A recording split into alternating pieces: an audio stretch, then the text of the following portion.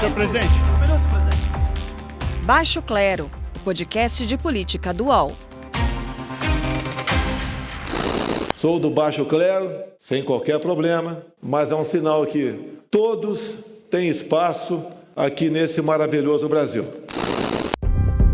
Depois de semanas de manifestações pró-governo, a promessa para os próximos dias é de novos protestos em defesa da democracia. A pauta deve se somar à mobilização do movimento antirracista que começou nos Estados Unidos, depois do assassinato de um homem negro pelas mãos ou pelos joelhos, de um policial branco que sufocou George Floyd até a morte.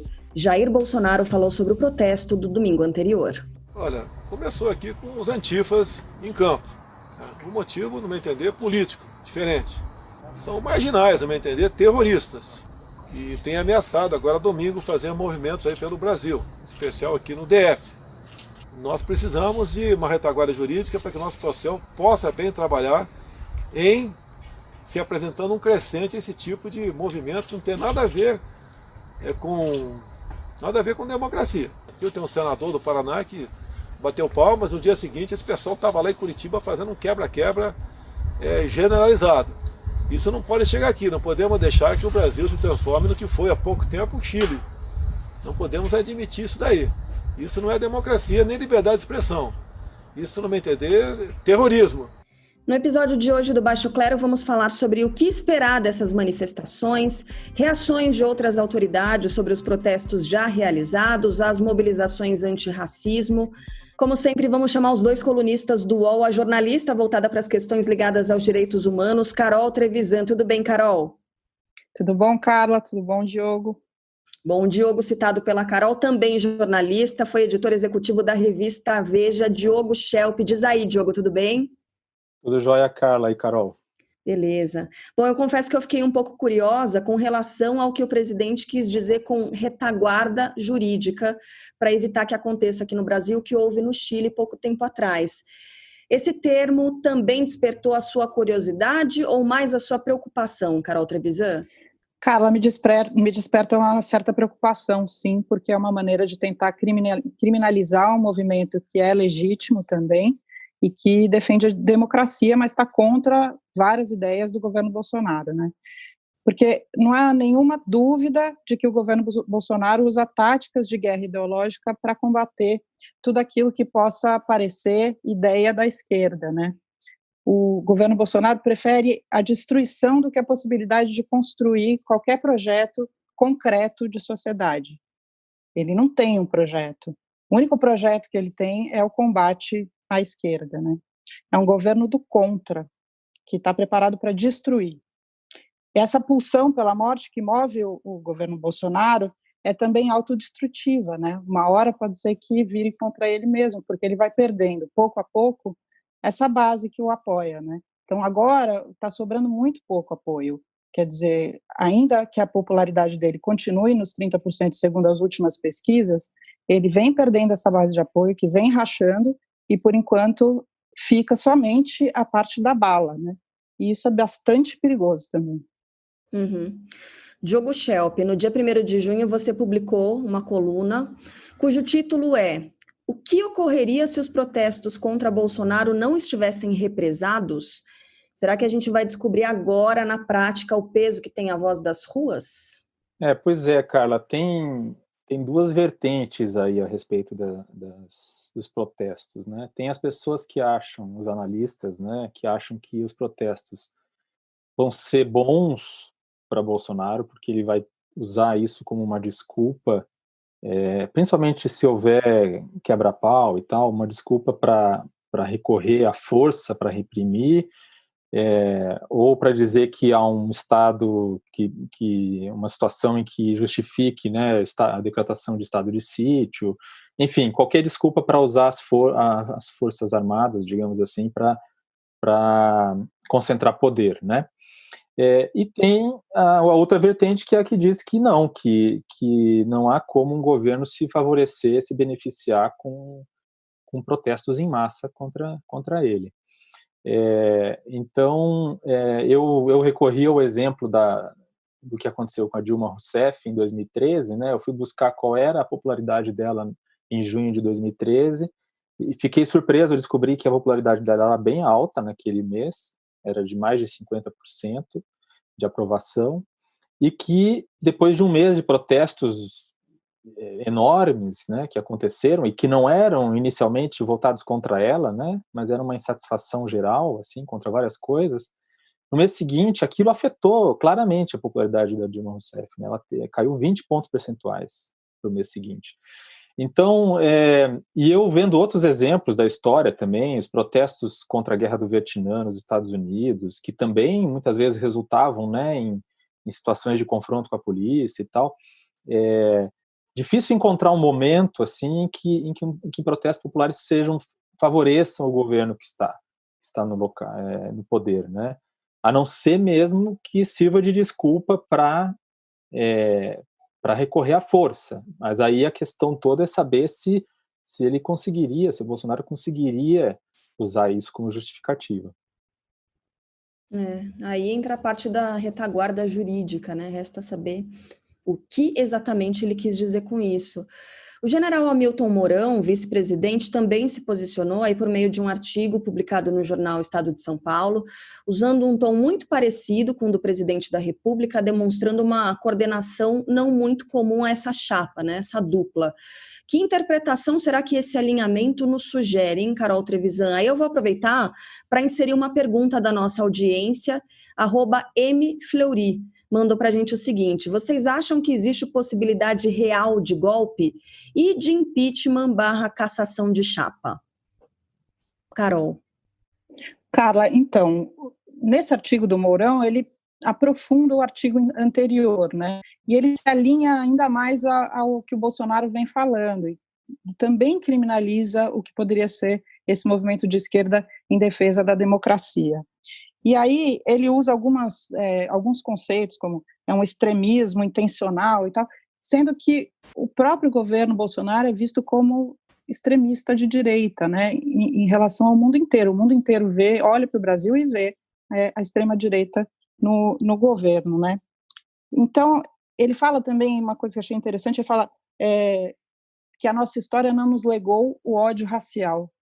E aí, eu pergunto aqui para vocês e para a nossa audiência, o que é o ódio racial, se não, por exemplo, o que aconteceu no Nordeste do Brasil, nessa quarta-feira, quando uma mulher branca deixou o filho da empregada doméstica negra sozinho no elevador, sem cuidado, e ele caiu do prédio e morreu.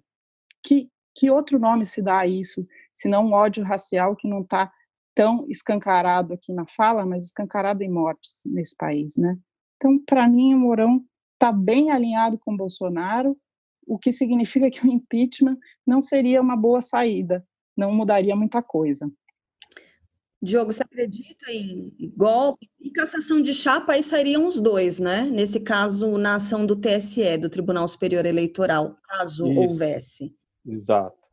Exatamente. Eu ia falar isso mesmo, viu, Carla? Eu acho esse artigo do Mourão muito preocupante. É bom para escancarar as coisas e a gente entender mesmo qual é a postura, né, qual é o alinhamento do vice-presidente, porque claramente não é um artigo de um democrata, porque eu vou falar uma coisa aqui, talvez a Carol discorde, mas assim, falava-se muito que os protestos a favor de Bolsonaro são antidemocráticos, e eu discordo.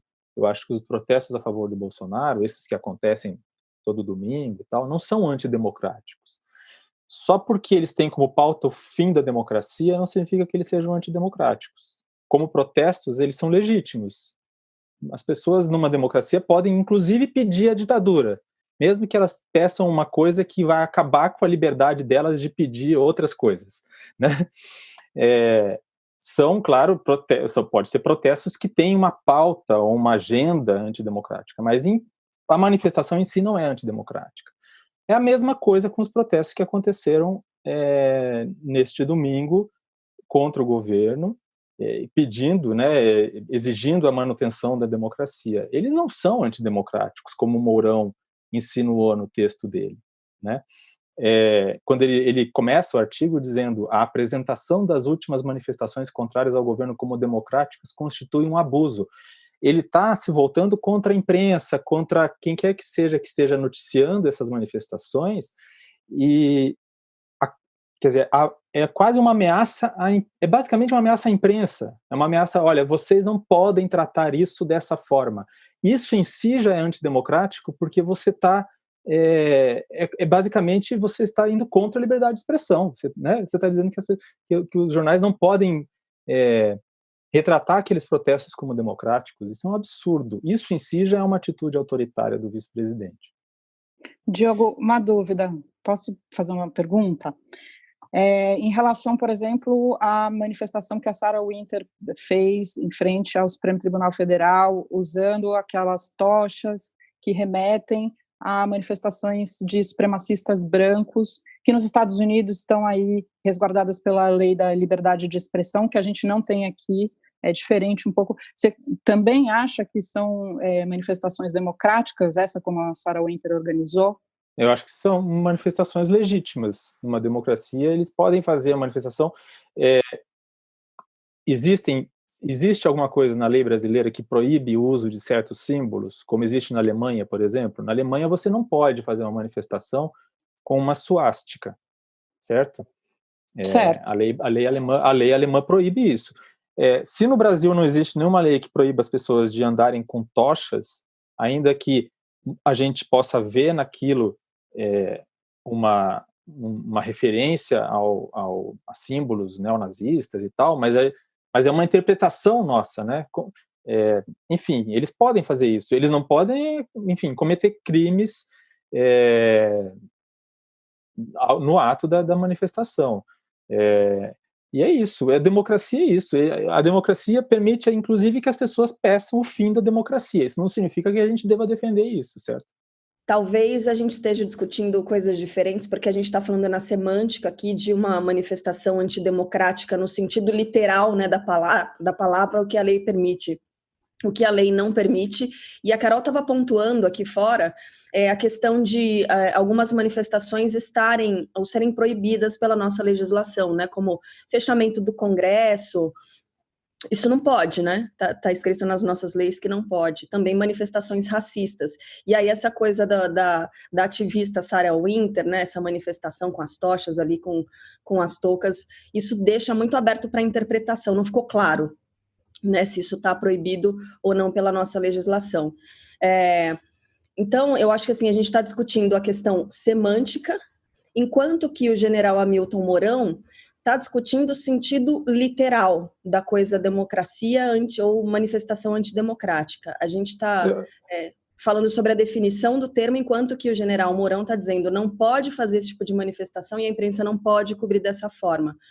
É isso ou não? Carla, eu fiz essa comparação porque é o seguinte, o que eu quero dizer com isso é que da mesma forma como o Mourão, o Bolsonaro querem que as pessoas possam ir lá fazer um protesto, uma manifestação. O Bolsonaro já disse várias vezes, eu não tenho nada a ver com o fato de que as pessoas estão segurando cartazes pedindo o fechamento do Congresso, do STF.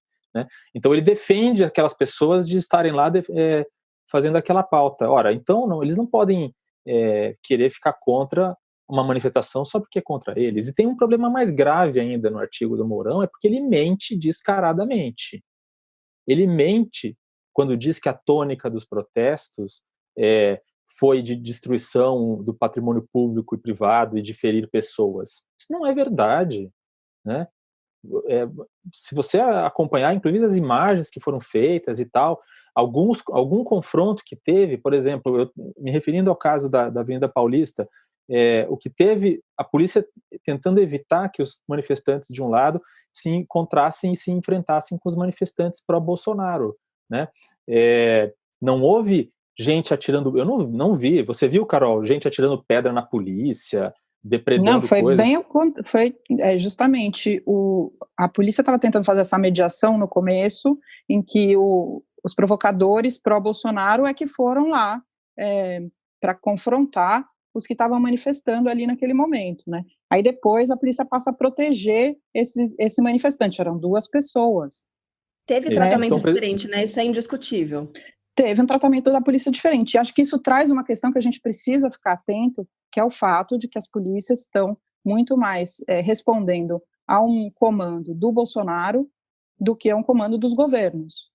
A polícia já é, historicamente, mas não necessariamente responde a todos os governadores, mas nesse caso está cada vez isso sendo mais inflamado. E aí o Bolsonaro fala para essas pessoas. Hoje, por exemplo, hoje é quinta-feira, hoje pela manhã eu estava vendo ele falando com os apoiadores dele na porta do Palácio do Alvorada, e eram só caçadores, esses CACs, sabe, que podem comprar armas, podem comprar as munições, que ele liberou muito mais munição. E ele estava dizendo que ele vai melhorar isso ainda mais para essas pessoas, os caçadores, as pessoas que podem ter armas.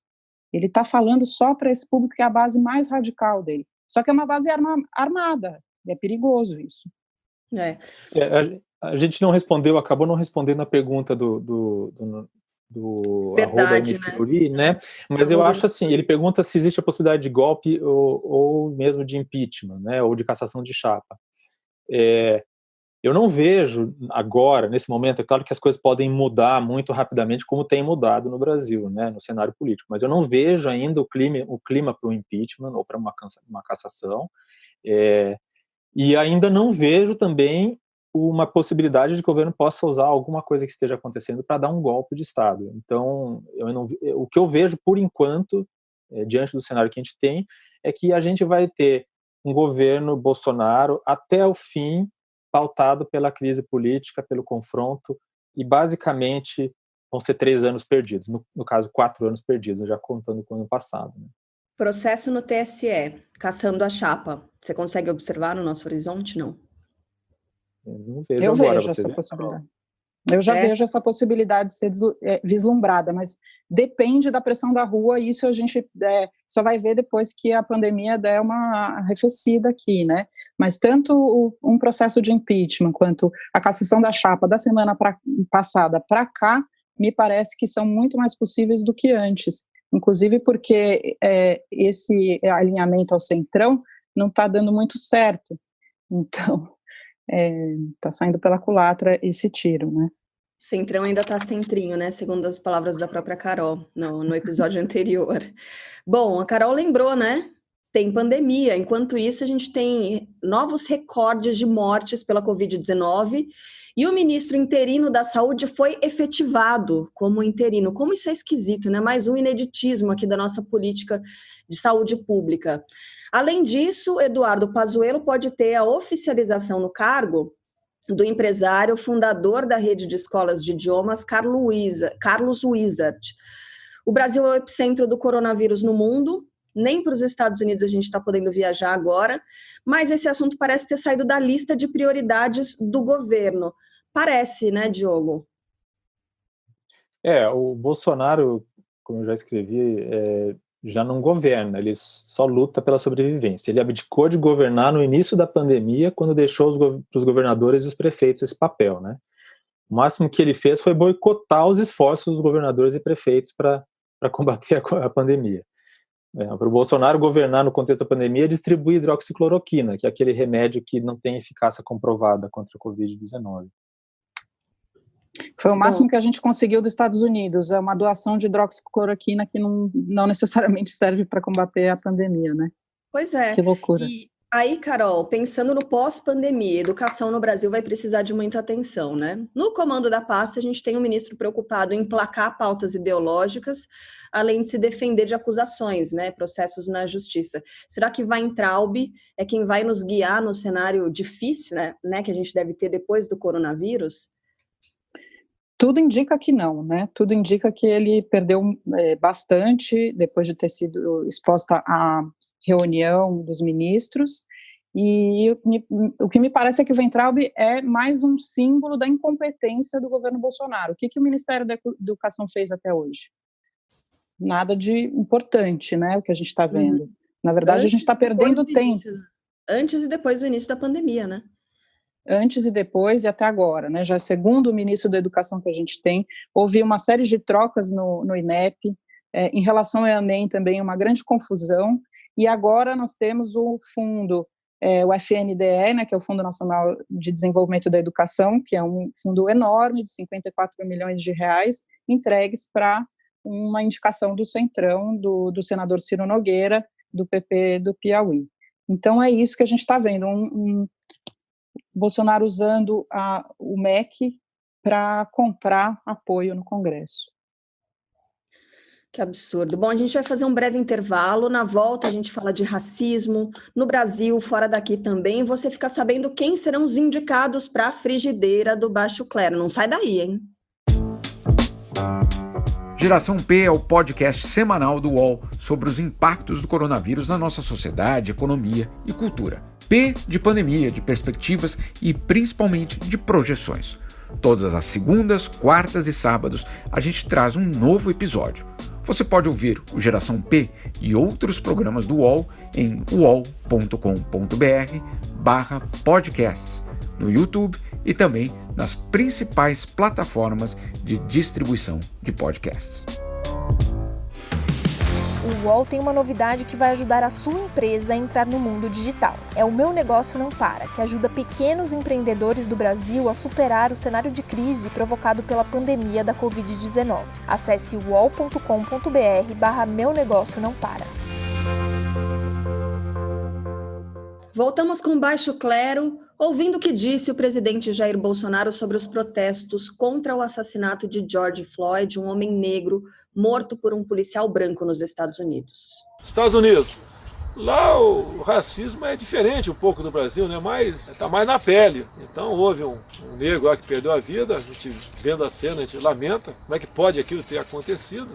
Agora o povo americano tem que entender que quando se erra, se paga. Agora o que está se fazendo lá é uma coisa que eu não gostaria que acontecesse no Brasil. O que o presidente quis dizer com lá o racismo está mais na pele? Hein, Carol Trevisan? É diferente o racismo nos Estados Unidos do que a gente percebe todos os dias aqui no Brasil? Então, Carlos, o racismo em si não é diferente, mas a maneira como ele vem sendo construído nos dois países, vem sendo enfrentado nos dois países, se diferencia sim. Por quê? Aqui no Brasil, a gente não tem uma definição, como nos Estados Unidos, do que é ser negro. Lá nos Estados Unidos, uma pessoa que tem uma gota de sangue negro é negra, uma questão mais biológica do que interpretativa, vamos dizer assim, né? Ou ancestral, vamos dizer assim. Aqui no Brasil, a pessoa se auto-reconhece negra, né? E isso foi uma grande conquista, porque aqui no Brasil também a gente teve uma série de leis depois da escravidão que continuaram a controlar os corpos negros. Então, quer dizer, a escravidão ela se estende depois da abolição da escravidão por vários anos, inclusive até agora, no que diz respeito às políticas públicas de segurança, por exemplo, que seguem encarcerando a população negra muito mais do que a população branca por causa do racismo. Não é uma questão à toa, ou como disse uma blogueira aí na internet, que os negros são mais criminosos. Não é isso, né?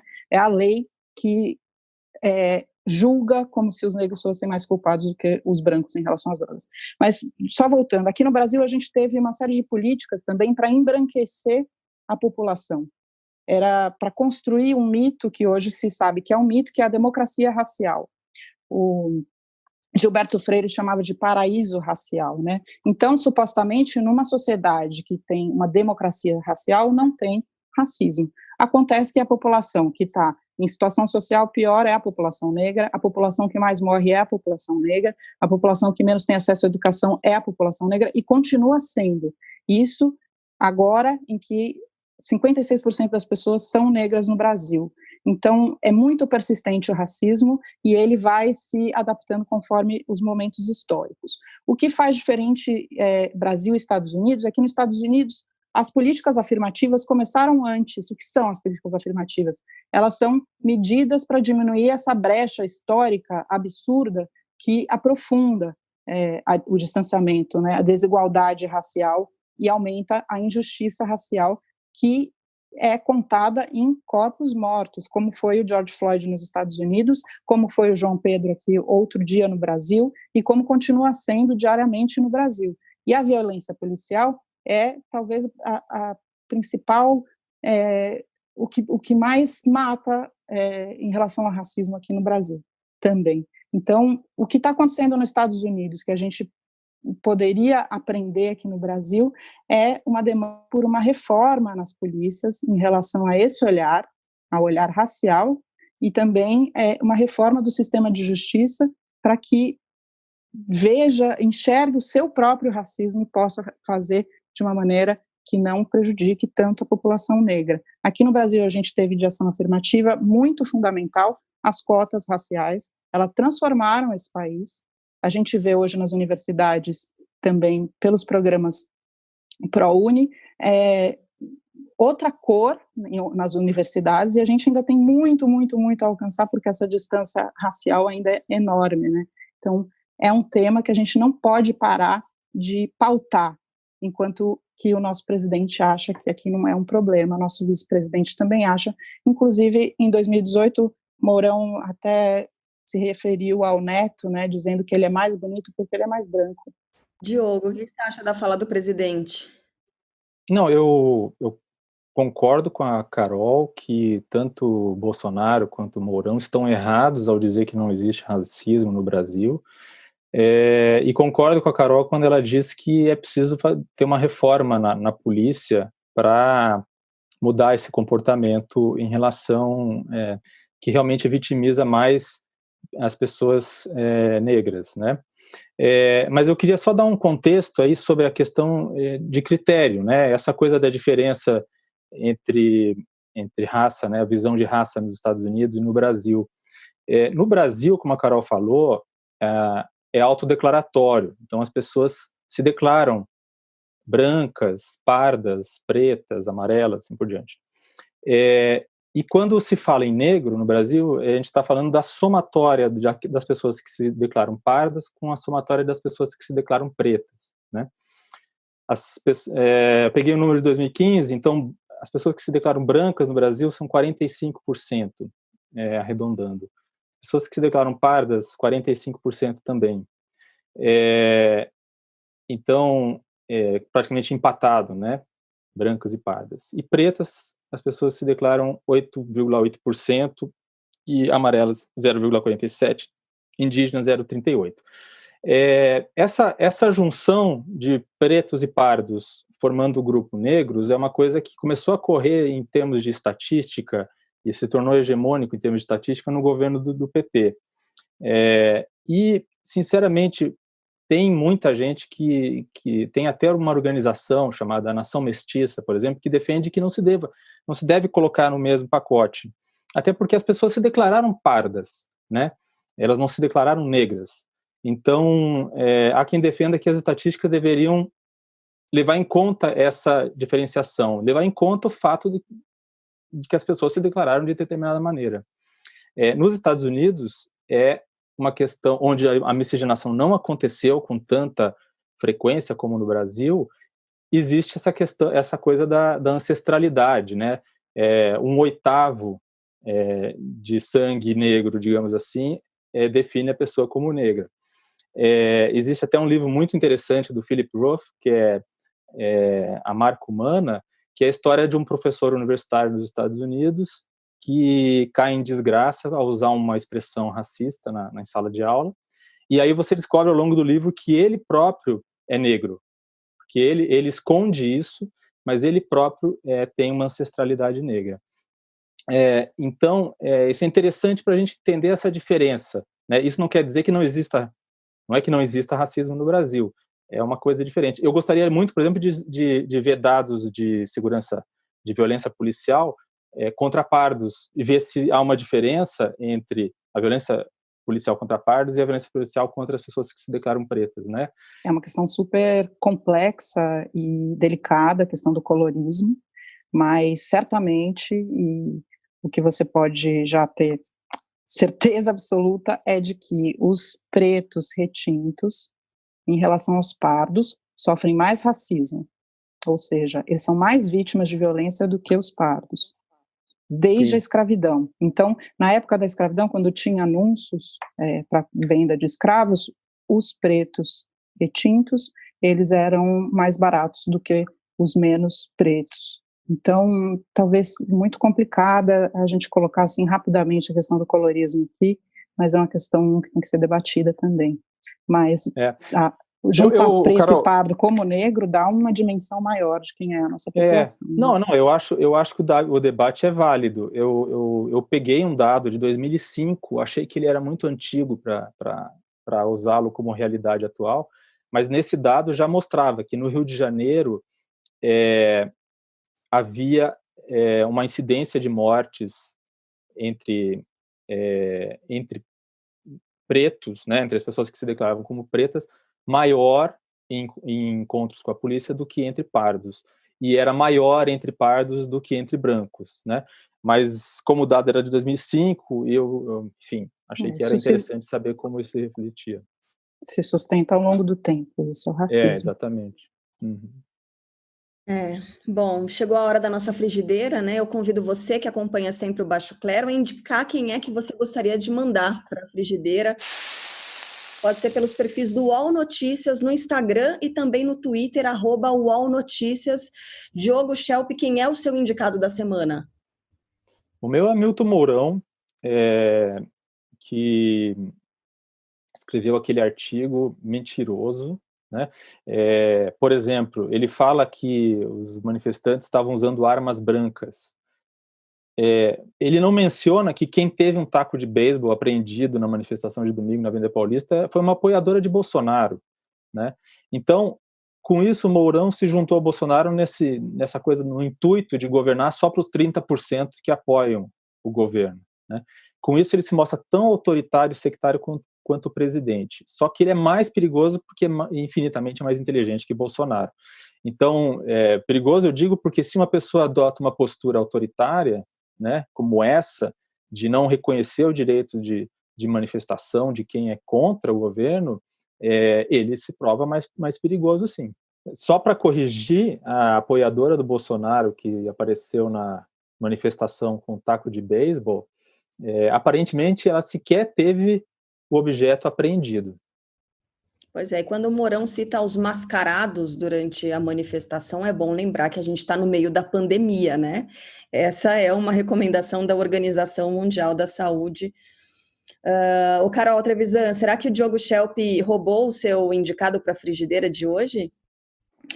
Não, porque de falta de opção não morreremos, né? Aqui no Brasil.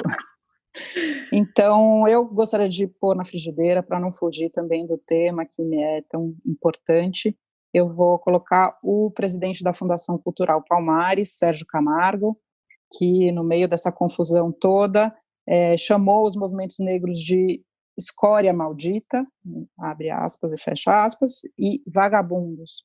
E ainda insultou o Zumbi dos Palmares, que é um símbolo super importante do enfrentamento da escravidão, de filha da puta que escravizava pretos, totalmente deturpando a função da Fundação Cultural Palmares, que é justamente resguardar a história do nosso povo negro brasileiro, né, cara? Deixa eu aproveitar bem rapidinho, então, perguntar para vocês opiniões a respeito daquele selo antirracista, né, que ele disse que ia lançar também.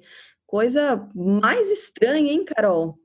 Você tem que ser antirracista, né? Não existe essa opção. Inclusive, as lideranças negras do mundo inteiro falam justamente, Angela Davis falou quando veio aqui no Brasil, ela falou, não adianta você só não ser racista, dizer que você tem que ser antirracista também, ou seja, é uma coisa, não faz sentido algum um selo antirracista, você tem que ser isso, ou se você for racista, você tem que sofrer as consequências disso, né?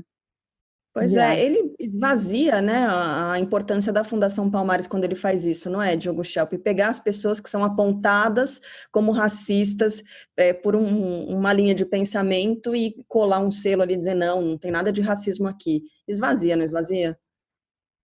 O racismo é crime, né? O racismo é crime no Brasil, então não faz o menor sentido essa história.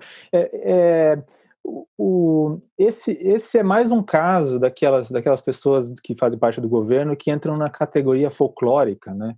Falam coisas que não tem nada a ver com nada, né? Que não tem nenhuma conexão com a realidade. É o caso do Ernesto Araújo, chanceler que